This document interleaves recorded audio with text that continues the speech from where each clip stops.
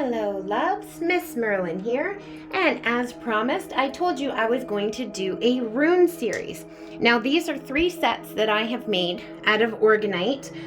This is for, if you guys are familiar with her, Gaia Ascension Healing, Audrey. So these are Citrine and Tiger's Eye. Aren't they beautiful? I made these ones for my best friend, Miss Crystal Ray.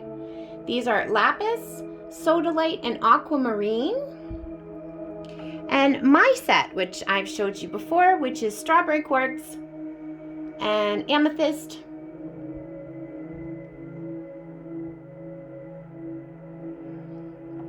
Shaky today, my goodness.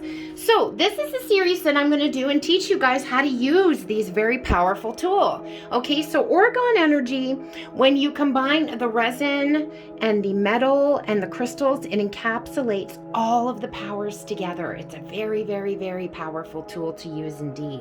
But I'm going to teach you guys how to read them. Okay, so we're going to go through the first, oh, I got these in the wrong order. We're going to go through the first 3 runes in the runic alphabet today. And I'm going to show you how to read them. Now, also, it's just like tarot cards. When you're doing a spread, you can lay out your runes in any sort of way, shape, or form you want. There's about a million different ways to do it.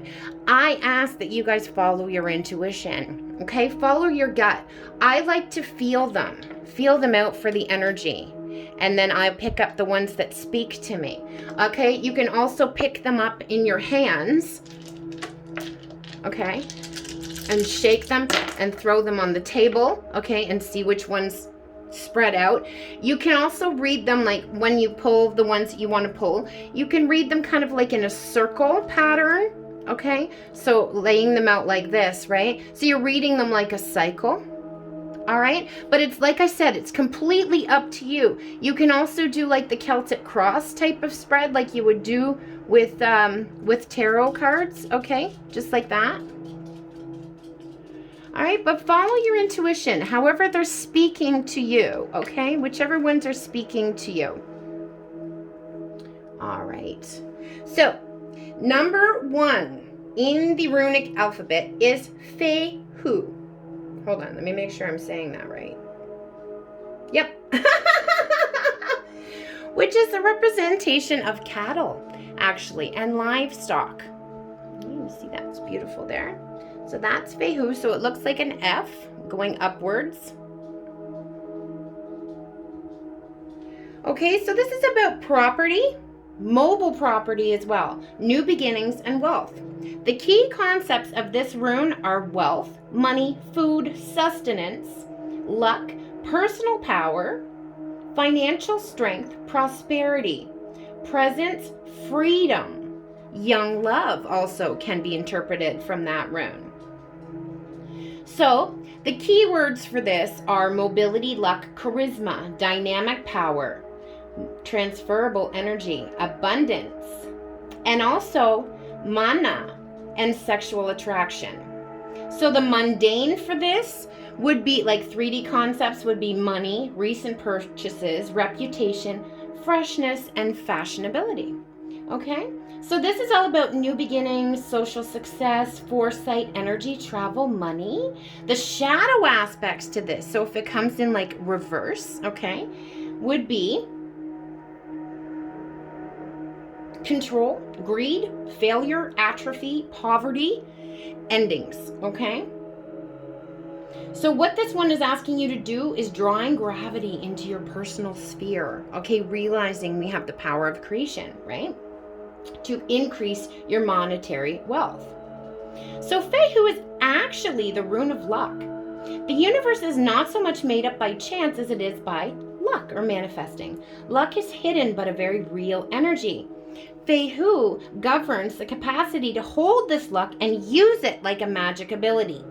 This basic energy, your accumulated luck, is the foundation of wealth and power. Courageous deeds are central to increasing one's luck. Okay? Beautiful. So the Fehu is also associated with new beginnings. Keep in mind that there are no true new beginnings or endings, only the conscious marks of transformation. So use this as a tool to consciously start creating a fresh start. Okay? So money will work for you best under the guidance of the energies of this room. Okay?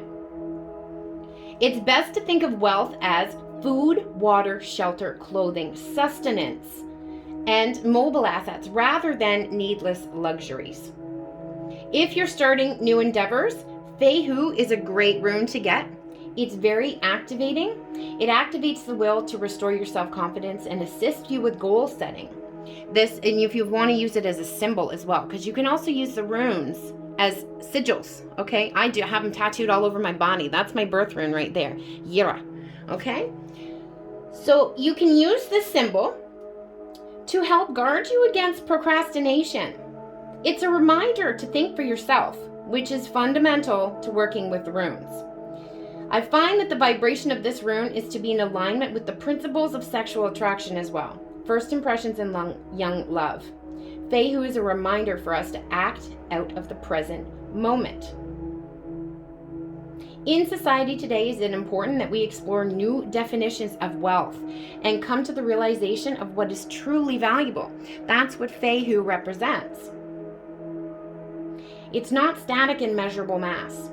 Okay, so I encourage you to explore wealth in this new way of thinking. All right, beautiful. Thank you, Fehu. All right, so moving on, we have number 2 in the runic alphabet, Uruz. So endurance, formation, and manifestation. Isn't this lovely? So the key words for this rune here are life force, physical health, courage, manifestation, formation, healing, vigor, endurance, determination, persistence, freedom, courage, will, territoriality, and independence.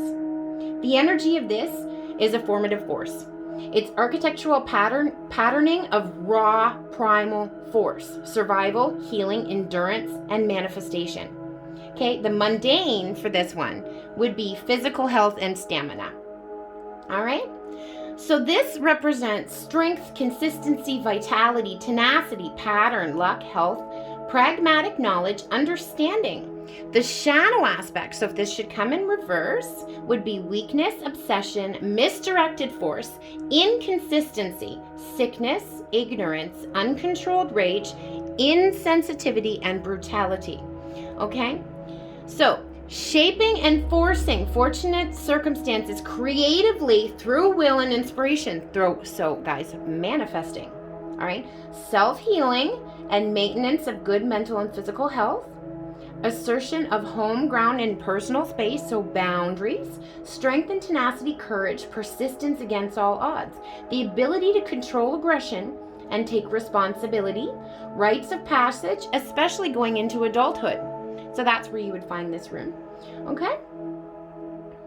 Fehu also sometimes represents young lovers. Fehu represents the young lovers as number 1, right, that we talked about. And then number 2, this would represent more young warriors. So Uruz is a powerful unconscious shaping energy that needs to be guided wisely as it manifests. It's an early reminder within the series of runes that an untamed power of creativities are not without danger. It's reality quite clear in our modern technological civilization. Right? Because we see this happening all around us. Look at all the crap that we've created. Okay? So life's persistence and its endless resourcefulness in the task of survival are implicit with this rune and the meaning of it. So this, if you're using it as a sigil, okay, this rune can be used to help protect the psyche and protect you from trauma that may be stemming from the psyche, okay? So self-healing energy, which pulls you back from any disease, okay, or ill-formed blueprint that you have created for yourself, all right? So Uruz is the rune of the inner king and inner queen. We can assert our right to exist, be free, and claim our birthrights. So that's a great one to use a symbol for right there. It is the will to live passionately and freely. Uruz is linked to the god Thor. Okay? All right. Now we are moving on to number 3 in the runic alphabet. Right here. Thurisaz. So obviously, this is the god Thor, okay? Thurisaz. All right, so it literally means giants, strong one, or resistance. The key concepts to this rune here is unconscious force. Thor, Loki as a giant representing chaos, destruction by natural forces, complexities of aggression, conflict, dispute, psychological problem, lightning, breakthrough, aggressive male sexuality, battering down barriers, thorn of awakening. So this is a little bit of a sharper rune here. Struggle against the unconsciousness and male sexual prowess is what this represents, okay? So the keywords for this are enthusiasm, self-empowerment, chaos, active defensive force, breaker of resistance, and destructive storm. So kind of like the tower, okay, but a little more violent. Okay? So the shadow aspect of this rune right here is reactive force, directed force, vital eroticism, regenerative catalyst, constructive conflict or danger, defenselessness, compulsion, betrayal, addiction, dullness, disease, explosive violence, annoyance, or strife. Okay, so I said this is a prickly one, guys. Okay. All right, so what does it govern? What is it telling us? Destruction of enemies, okay, or curses or binds and fetters. All right, so you can use this as a protection rune for yourself. All right, we don't want to destroy anybody, we just want to protect ourselves, right? So breaking resistance of blockages in the body, mind, and spirit, increased potency and prowess in romantic relationships, understanding of division and separation of all things, aiming the use of psychic force. Okay, but remember, folks, when you're aiming the use of psychic force, it always comes back. So don't be sending things in a bad, negative way, okay? Well, I mean, it's up to you and your free will, but I guarantee you're going to buy yourself some karma you don't want. All right, so the combination of the right and left brain processes for generating powerful realization. So this also represents, too, the masculine and feminine brain coherence, okay? So even though it is a prickly rune, it is one of coherence, which is really, really good. Okay, so it's most described as like a thorn. It's sharp, kind of grim sometimes. However, it's a representation of Thor and his hammer, the tower, right? Protecting Asgard from threats and giants who resist the expansion of consciousness through the multiverse. In every aspect, the energy of Thurisaz is a forceful one, okay? It can have ignorance and the rule of brute violence. Thurisaz represents the warrior that combines the consciousness and wisdom with matters that require force. So Thor is the champion, right? Courageous and very free, and the ultimate physical fighting force in, Viking lore, right? This is also, though, about fertility, okay? If you look at it from that perspective, it breaks down the barren and the hard, the rocky and the unworkable to make it workable and fruitful, okay? So the best mental state for working with this rune is enthusiasm rather than anger or fear when you see it, okay? It sustains light and brings the right awareness to diminish the danger, okay? Beautiful. I love that rune. So the last message, though, of this rune here is like a message from Thor. It is wise to never start a fight, but if one has started, be sure to finish it. Okay? So those are the first 3 runes in the runic alphabet, guys. I hope you enjoyed that. I hope it made sense. Please let me know below. And please like, share, and subscribe, as it really helps the channel. I'm wishing you so much love, light, blessings, magic. MsMerlin, the Good Witch of the North, out. J'adore.